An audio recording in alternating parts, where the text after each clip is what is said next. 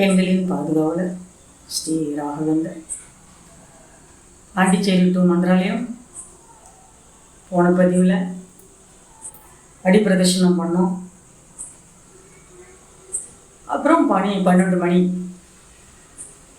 மணிக்கெலாம் நம்ம மடாதிபதி அவங்க ஆசீர்வாதம் பண்ணுவாங்க. அதனால் மேனேஜர்கிட்ட கேட்டேன், நான் குருஜியை பார்க்கணும், ஆசீர்வாதம் வாங்கணும்.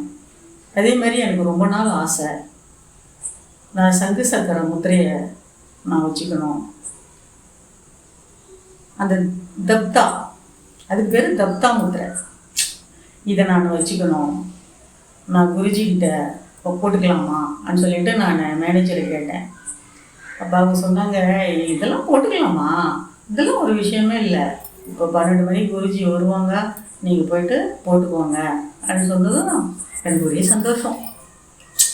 என்னடா இது, நம்ம ரொம்ப நாள் ஆசைப்பட்டோம், இப்போ திடீர்னு இப்படி சொல்லிட்டாருன்னு சொல்லிட்டு நாங்கள் லைனில் நின்று நம்ம பீடாதிபதியை போயிட்டு பார்த்து ஆசீர்வாதம் வாங்கிட்டு, சாமிஜி எனக்கு சங்கு சக்கரம் முத்திரை போடணும் சாமிஜி அப்படின்னு கேட்டதும் அவர் உடனே ஆசீர்வாதம் பண்ணிவிட்டு, எனக்கு முன்னாடி ஒரு 2 வயசு இருக்கும், அந்த குழந்தைக்கு போட்டாங்க.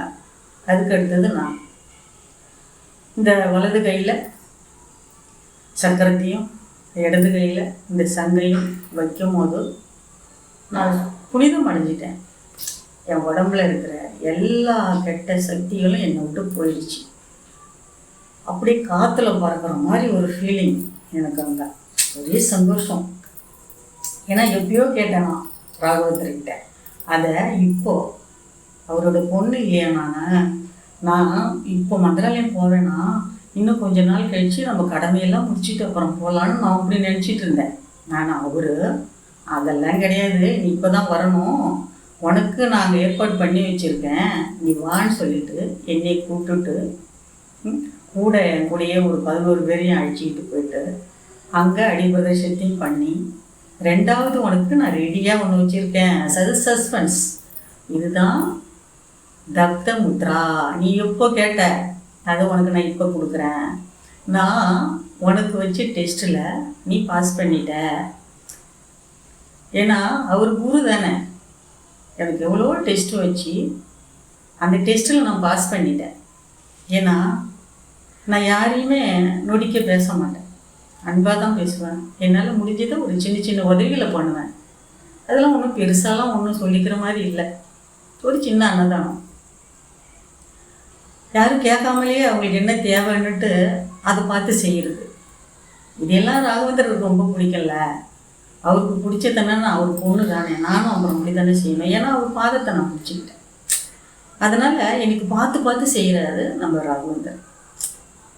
இந்த தப்த முத்ரா அதோட பலன் என்னன்னு கூட எனக்கு தெரியாது, அதுக்கு பேர் கூட எனக்கு தெரியாது. அப்புறம்தான் தெரியுது இதுக்கு பேரே தப்த முத்ரான்னு. அது தெரியாதே போயிட்டு அவர்கிட்ட, எனக்கு சங்கு சக்கரம் வேணும் என் உடம்புல, நான் சாகிறதுக்கு முன்னாடி என் உடம்புல இருக்கணும், என் உயிர் என்னை விட்டு பிரியும் போது என் உடம்புல அந்த முத்திரை இருக்கணும் சொல்லிட்டு முன்னாடியே போய் கேட்டேன், எதுவுமே தெரியாதப்போ. ஆனால் இப்போது அதுக்கு பேர் தப்த முத்ரான்றது இப்போ தான் எனக்கு தெரியுது. அதை நம்ம உடம்புல போட்டோம்னா நம்ம உடம்பு சுத்திகரிப்பு ஆகுது, இந்த சரீரம் சுத்தம் அடையுது. இந்த வைஷ்ணவர்களுக்கே இந்த சங்கு சக்கரத்தினால்தான் ஒரு அடையாளம். கடந்த காலத்தில் நம்ம பண்ண பாவங்கள் எல்லாம் நம்மளை விட்டு போகுது.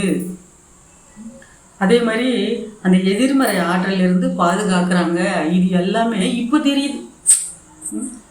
இது எதுவுமே தெரியாமல் என் ராகவேந்தர்கிட்ட போயிட்டு எனக்கு இது வேணும், இது மகத்துவமே எனக்கு தெரியல பாருங்கள்.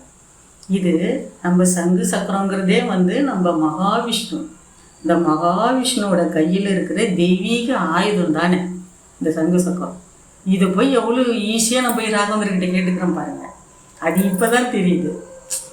அது அப்போ எனக்கு எதுவுமே தெரியல, ஏதோ ஒரு சின்ன பொருள் கேட்குற மாதிரி நான் ராயர்கிட்ட கேட்டேன்.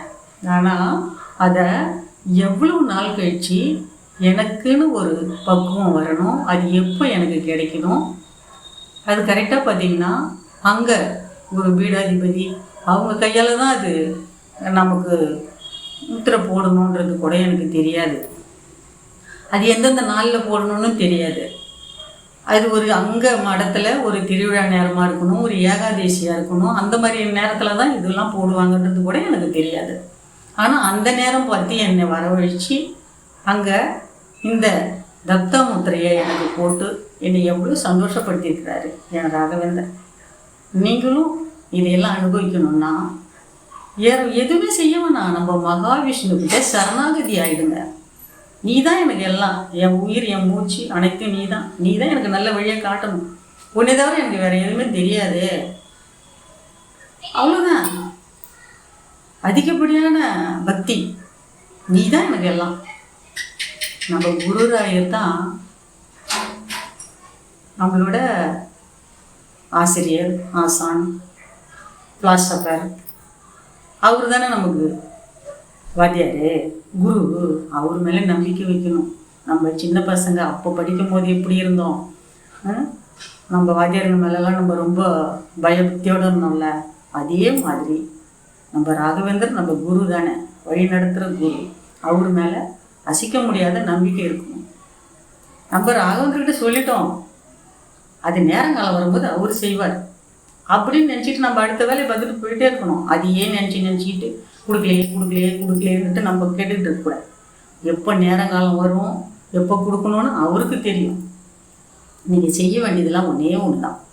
மகாவிஷ்ணுவோட காலை கட்டியமாக பிடிச்சிக்கோங்க, உண்மையான பக்தியாக இருங்க, நம்ம குருராயர் மேலே நம்பிக்கையாக இருங்க.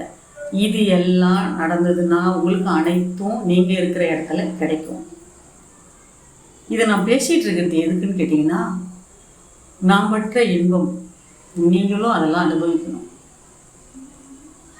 எவ்வளோ பெண்கள் என்னை மாதிரி இருக்கிறீங்க இல்லைங்களா, இது நடக்காதா, இது எப்படி போய் நான் இதை போட்டுக்கிறது, நான் யாரை பார்க்குறது, அந்த மாதிரி நீங்கள்லாம் யோசிப்பீங்க, நினைப்பீங்க. அதுக்காக தான் நான் சொல்கிறேன், மந்திராலயம் போனீங்கன்னா பீடாதிபதிக்கிட்ட நீங்கள் இந்த தப்த முத்திரையை போட்டுக்கலாம். அதேமாரி உடுப்பி போனீங்கன்னா, உடுப்பி கிருஷ்ணர் இருக்கிறாருங்களா, சின்ன செல்ல குட்டி, அங்கேயும் பீடாதிபதி இருக்காங்க, அங்கே போனீங்கனாலும் போட்டுக்கலாம். நீங்களும் இது எல்லாத்தையும் அனுபவிக்கணும். அதுதான் என்னோடய ஆசை. அதனால தான் உங்கள்கிட்ட இதெல்லாம் நான் பகிர்ந்துட்டுருக்கேன். அடுத்த பதிவில் இன்னும் வரும்.